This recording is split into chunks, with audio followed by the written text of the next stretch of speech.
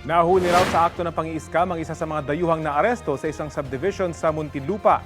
Sinalakay ang mga umano'y scam hub kasunod ng sumbong ng mga kapitbahay.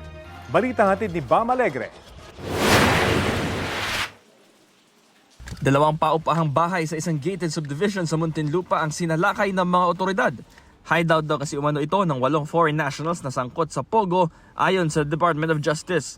Sa isa sa mga bahay, arestado ng pinagsamang pwersa ng DOJ, Bureau of Immigration at National Bureau of Investigation ang 3 Chinese. Kumpiskado rin ang mga gadget na gamit sa digital scam.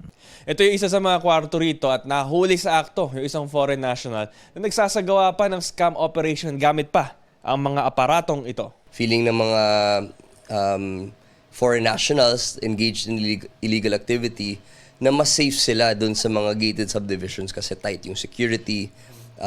It's more clandestine, it's more hidden. But because we have concerned citizens, meron tayong mga neighbors that are vigilant, then there's really no safe place for them anymore. Iniimbestigahan pa ang pagkakaugnay ng isa sa mga suspect sa Pogo Hub sa Porac, Pampanga. Depensa ng isa sa mga suspect sa tulong ng interpreter ng NBI, businessman lang daw siya na balak mag-restaurant. Balak ko next month uwi sa China. Wala ko nakita na magandang negosyo.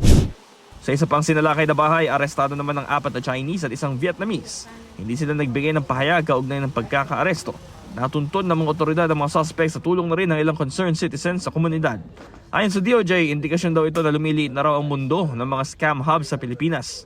While they're still here, meron pa silang at least konting operations pa. So ito na yun. Ito na yung nakikita natin sa mga subdivision, maliliit na gusali, mga bahay, ganon.